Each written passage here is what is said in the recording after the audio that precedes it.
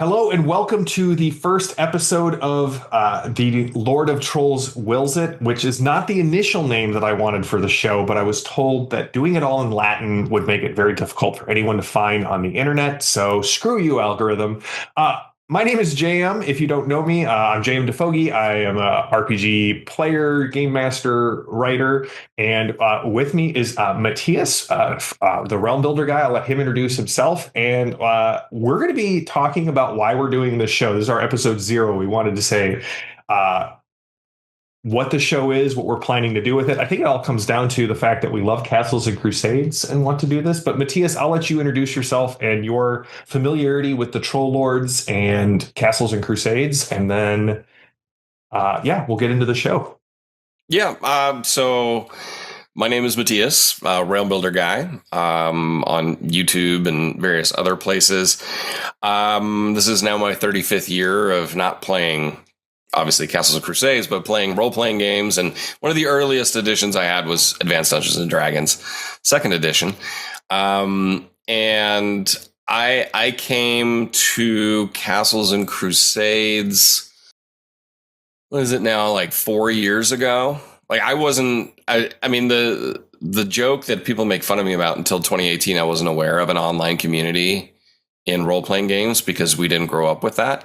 Yeah. Like there was none of that. And so when I was looking for something to run Greyhawk in on one of those Cannon Fire Discord, somebody messaged me and was like, hey, check out Castles and Crusades. And a love was born from that moment on. Yeah. I found Castles and second edition D&D was my first edition of D&D. I've got like a massive IKEA shelf full of second edition D&D stuff. Still not everything that I want. Not saying it's a problem, it's a goal. I came to Castles and Crusades a while ago. I'm thinking like 2000. Oh man, like 2007, 2008 was the first time I encountered it. And there used to be a podcast called The Die Is Cast. It was a Castles and Crusades podcast. And I came to it through A0, The Rising Knight. I was looking for a good starter module. This is when Drive-Through RPG was pretty new. And I found it and I fell in love with it. And I couldn't get people to play it as it was. So I ended up either running second edition with Castles and Crusades modules, or I ran a couple of play-by-post games. I've run A0 like 9 or 10 times now. I love the Rising Knight. I think it's one of the best modern modules. It feels very much like the Keep on the Borderlands. And the more I got to know the guys over at Troll Lord Games and just hear their philosophy of how they game, how they conduct themselves, online, what their goals and their values are as a company. It was just like, man, I really want to do more. And then they put out the Reforged books, and that's really where it all kind of took off for me.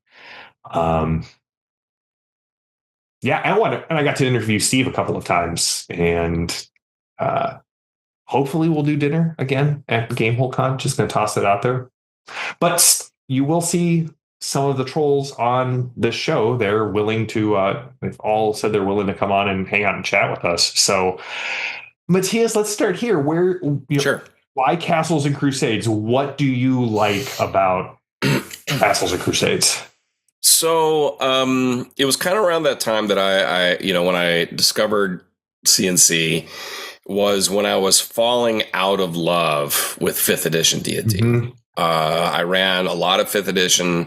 This was like at the tail end of a 3-year campaign. I ran a lot of 3.5. And I realized for me, 5th edition's not a good game. It's just not. I actually consider it a poorly designed game. And because it just breaks down too early. And it's incredibly cumbersome on the person running the game. It really, really was. And so I was looking for something different, lighter. I cracked open my AD&D second edition books again, and I went, why did I ever leave? Yeah. And then I remembered some of the reasons, new shiny and unified D20 mechanics, stuff like that. And somebody said, "Oh, check out CNC. I think it'll scratch an itch." And I got the free, it's still available, 7th printing PDF. You can see that's the beauty. You can get the player's handbook, which you could pretty much run the entire game off of the player's handbook for free. I read through the PDF and that day ordered books because I went, they get it. They have understood the simplicity, the implied simplicity of Advanced Dungeons and Dragons. I know that may sound shocking to some people, but it's actually a pretty simple game to run. Yeah. But married it with modern, unified, simple roll high mechanics that when I take a 5th edition, a Pathfinder player who's never played anything pre 3rd edition, that doesn't understand the glory that was before, right. They get it. There are little things that are different, but overall they understand roll high, good, roll low, bad. Yeah. Whereas if I would whip out AD&D or something like that, sometimes roll high, good, sometimes roll low, good. Right. And apparently it breaks some people's brains. I don't understand it, but it does. Okay. No, it was always very clear to me. If I was trying to overcome something, I needed to roll high. So it's combat. If I was trying to deal with something, overcome, like dealing with something internally, I was roll low. They just got it. I delved a little bit deeper, found out that they published Gary Gygax near the end of his life, and did a lot of things. And that basically CNC had the blessing of Gary Gygax. And, they showed it to him according to what Steve has said on one of your interviews that I actually rewatched the other day in preparation for this. And, and you could just see, you can see Advanced Dungeons and Dragons 1st edition seeping through it in every way. The fact that there's not a unified XP chart. Each class has its own XP level progression. That it eschews balance in the sense of encounter balance, but everything makes sense and it doesn't break down at high levels. I immediately ran it with running Village of Hamlet. I'm like, let's put this thing through its paces. And the conversion on the fly, the only thing I had to change was armor class. And that is, stupid simple math. Yeah. And everything else just flows. And so I'm like, this is it. This is the best modern edition of Dungeons and Dragons. And yeah, I've looking over here at my shelves full of Castles and Crusade stuff. I have definitely bought in. Yeah, same. I mean, for me, like the siege system is nice and simple. I think one of the things that breaks down, and I mean, if we want to get into a debate at some point about this or discussion about this, there's a massive difference between non-weapon proficiencies from 1st and 2nd edition and the skill system that got bolted on for 3rd edition onward. I don't think class-based games do well with skill systems. That's just my personal opinion. And CNC kind of went back to the old, hey, it's all an attribute check. And I love the way primary and secondary attributes work. It is very simple. It is very intuitive. It is highly adaptable. I mean, Matthias, you said basically the fact that it was AD&D, everything I loved about AD&D, including limited hit points after a certain level.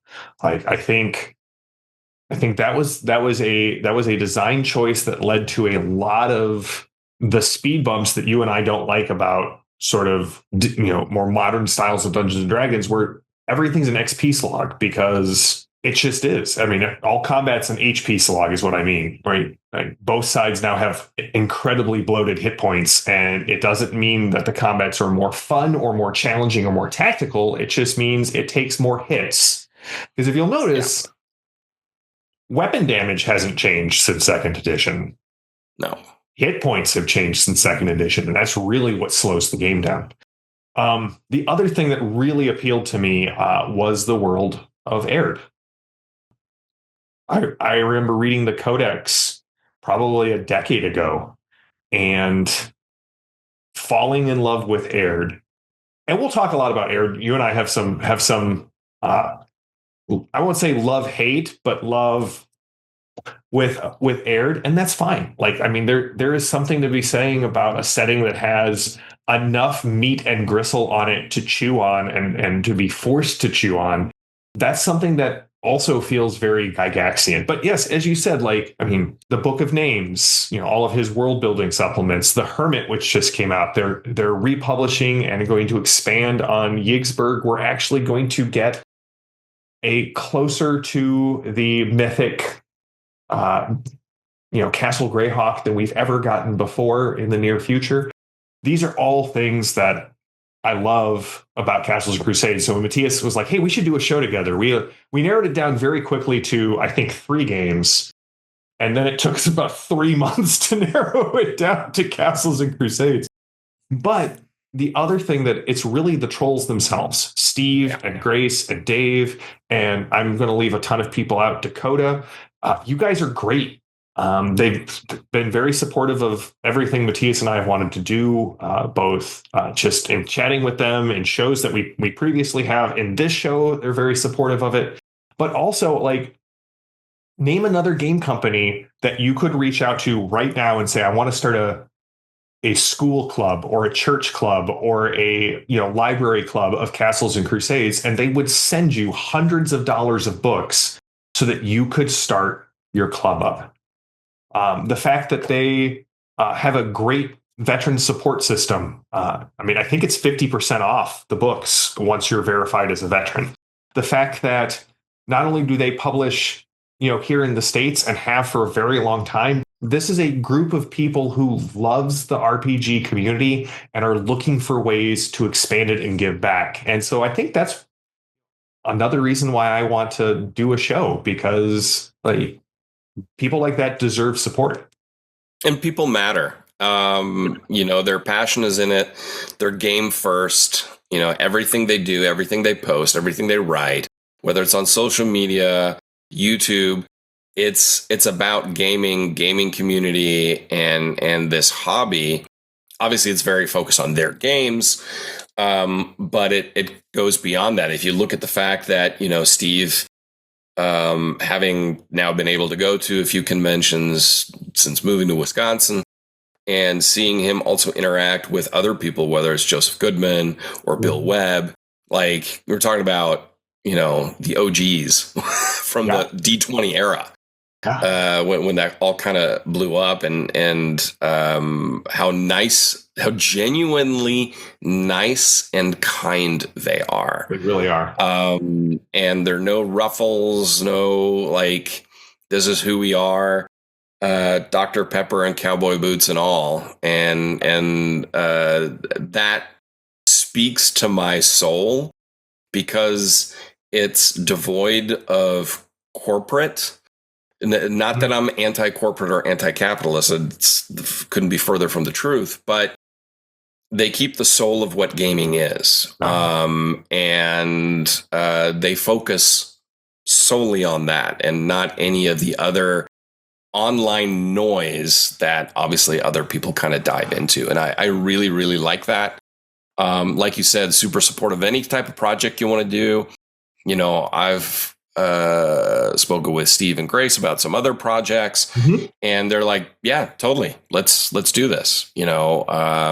Happy to be part of Castles and Crusades. And so that, combined with the game, combined with the world and the books themselves, I say this every time, and it's not hyperbole. I mean, all I'd say 99% of the CNC stuff I have, I bought myself. The Reforged books, Grace was kind enough to send those to me because I did a Reforged review on my YouTube channel. The Castle Keeper's Guide is the best Dungeon Master's Guide since Gary Gygax wrote his for first edition. Yeah, it's in my top. For sure. And it's a little more concise, a little bit less rambly. You're not going to, there's no discussion about, dice percentile curves and probability charts, which I do recommend you read. Of grievances of how their players have been using spells, and here's how you should shut that down. Correct. So it's a little bit less that, a little bit less focused, but they have the advantage of time on their side, and they're not the first ones to do it. And the fact that they take certain key elements of AD&D that I love, like the Rogues Gallery, which I believe if you're going to run AD&D First Edition, you need the Rogues Gallery. And they took it and they did it better.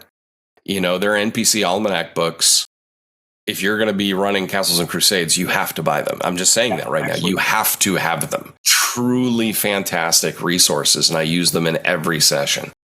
And so it's the quality of the products, it's the quality of the people, and the fact that everything I have, whether it was published in 1974 or 2024, I can run.